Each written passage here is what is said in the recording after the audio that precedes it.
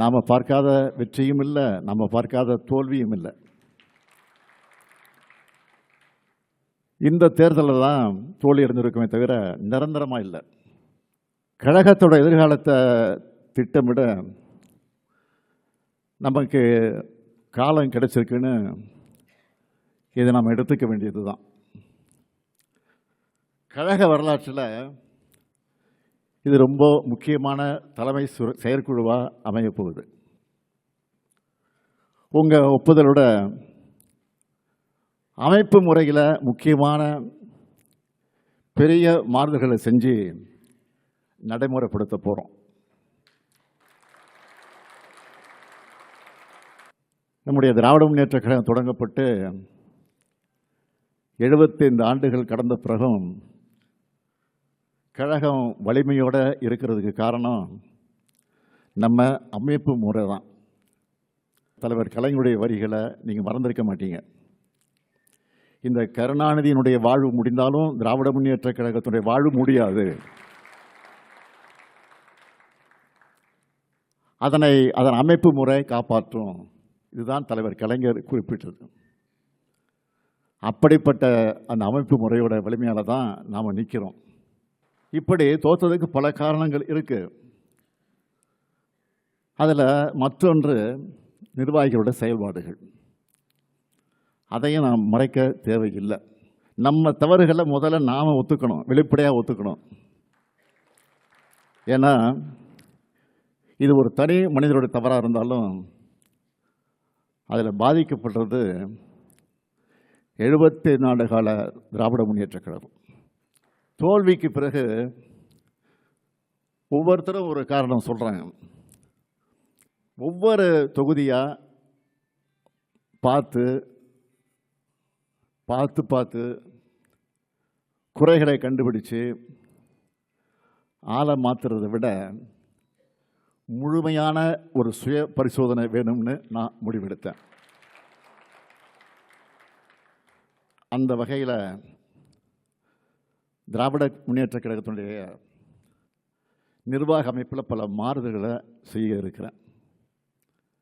இதெல்லாம் கடுமையானதாக தான் இருக்கும், சிலருக்கு கசப்பானதாக இருக்கும். கசப்பு தான் உடம்புக்கு நன்மை செய்யும். நீங்கள் எல்லாரும் அதுக்கு ஒத்துழைப்பு கொடுக்க வேண்டும் என்று நான் கேட்டுக்கொள்கிறேன். இந்த மாறுதல்கள் அடுத்த 100 ஆண்டுக்கு கழகம் உயிர்ப்போடு இருக்கிறத உறுதி செய்யும். ரிசல்ட் வந்ததும் நம்ம தோல்விக்கு பிறகு 38 பேர் கொண்ட ஒரு குழு அமைக்கப்பட்டு மாவட்ட வாரியாக நிர்வாகிகள்கிட்ட கருத்து கேட்டு அதை அறிக்கையாக என்கிட்ட வந்து கொடுத்துருக்காங்க. அது மட்டுமல்ல, தனியாக ஒரு இணையதளமும் உருவாக்கப்பட்டு நம்ம மேலே நல்லெண்ணம் கொண்ட எல்லாரும் கருத்து சொல்லலாம்னு அறிவித்தோம். அதுலேயும் பல்லாயிரக்கணக்கானவர்கள் அவங்களோட கருத்துக்களை சொல்லியிருக்கிறாங்க.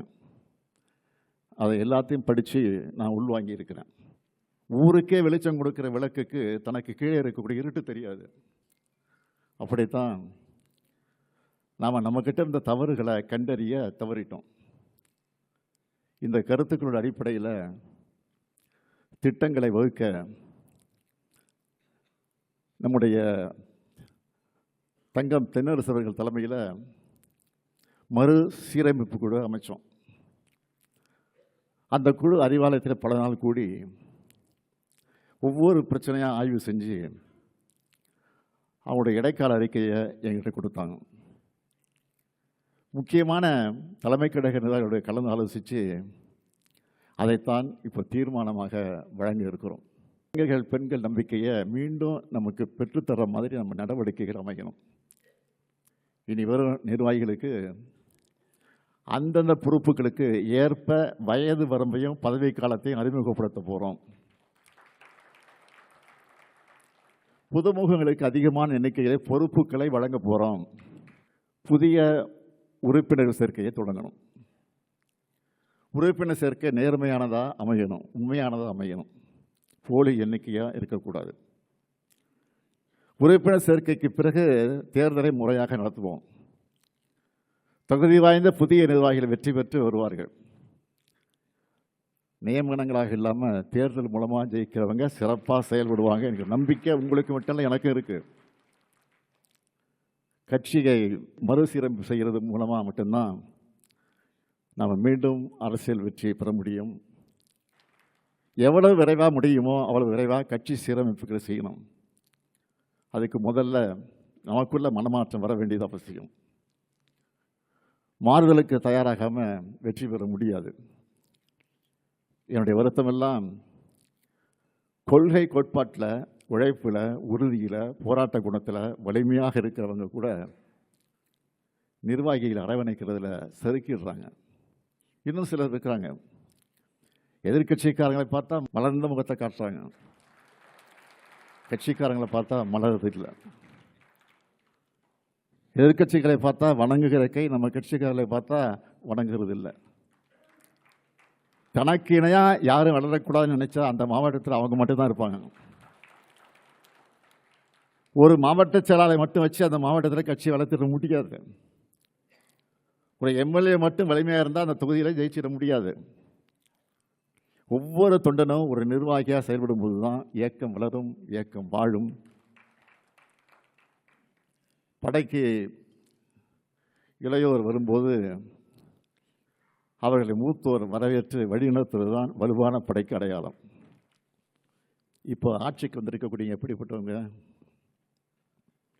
மக்களுக்கு உழைக்காம, போராட்டம் நடத்தாமல், கொள்கை இல்லாமல், நிர்வாக கட்டமைப்பு இல்லாமல் ஆட்சிக்கு வந்திருக்கிறாங்க. இதை பார்த்து நாமளும் அப்படி ஆக முடியாது, ஆகிடவும் கூடாது. அந்த மாதிரி நாமும் கட்சி நடத்தலாம்னு நினைக்கவே கூடாது. நாமெல்லாம் நிரந்தரம். நாம் போர் அடிக்குதுன்னு சொல்லி அரசியலுக்கு வந்தவங்க இல்லை, போராட வந்தவங்க. வெற்றி தோல்வியில் நம்ம இயக்கத்தோட வாழ்க்கையே அடங்கி இருக்க போகிறதில்லை. ஒரு தேர்தலில் தோற்றா அடுத்த தேர்தல் வரும் வரை தூங்கி வடிகிறது தான் மற்ற கட்சியுடைய வழக்கம். எதிர்கட்சியாக இருந்தாலும் சுணங்கிடாமல் மக்கள் நலனுக்காக சிறப்பாக செயல்படுற கட்சி திராவிட முன்னேற்ற கழகம் என்பதை நம்ம எதிரிகளே சொல்லுவாங்க. கம் பேக் கொடுக்கறதுல நாம தான் ஸ்பெஷலிஸ்ட், சிறப்பாக கொடுப்போம். போன முறை ஜெயிச்ச பிறகு வாக்களிக்காதவங்களுக்கு சேர்த்து ஆட்சி, நல்லாட்சி கொடுப்போம்னு சொன்னோம். அதை செஞ்சு காட்டணும். இப்போ தேர்தல் தோற்ற பிறகு நான் சொல்கிறேன், நமக்கு வாக்களிக்காத மக்களுக்கு சேர்த்து தான் போராட போகிறோம். அவங்களுடைய நலனுக்காகத்தான் துணை நிற்க போகிறோம். நம்ம கட்சிக்காரங்க முதல்ல அவங்க வீட்டில் அரசியல் பேசணும். உங்கள் பசங்க கிட்ட, உங்கள் உறவினர்கிட்ட முதல்ல பிரச்சாரம் பண்ணுங்க. வெளியில் பிரச்சாரத்துக்கு போய் வாங்குகிற வாக்குகளுக்கு முன்னாடி முதல்ல வீட்டில் இருக்கக்கூடிய வாக்குகளை, சொந்தக்காரங்க வாக்குகளை, அக்கம் பக்கத்தில் இருக்கக்கூடிய வாக்குகளை முழுசாக வாங்கணும். இப்போ இருக்கிற முதல்வர் நம்ம கொண்டு வந்த எல்லா திட்டங்களுக்கும் பேர் மாற்றத்தில் பிஸியாக இருக்கார். சட்டப்பேரவையை சினிமா செட்டு நினச்சி பஞ்ச் டைலாக் பேசுகிறாரு. நம்மை பொறுத்த வரைக்கும் வெற்றியோ தோல்வியோ மக்களின் அன்றாட வாழ்க்கையோட பிணைஞ்சிருக்கக்கூடியவங்க நாங்கள். இனமும் மொழியும் நாடும் இருக்கிறவரை கருப்பு சிவப்பு கொடி பறக்கணும் என்கிற நினைப்போடு உழைக்கணும். அப்படி உழைக்க தேவையான உடன்பிறப்புகளை கழகத்தில் அதிகம் சேர்க்கணும். புதிய புதிய நிர்வாகிகள் வரணும். எல்லோரும் சேர்ந்து உழைப்போம். பேரறிஞர் அண்ணா உருவாக்கின இயக்கத்தை, நம்முடைய தமிழக தலைவர் கலைஞர் வளர்த்த இந்த இயக்கத்தை இன்னும் வலிமை கொண்டதாக வளர்த்தெடுப்போம்.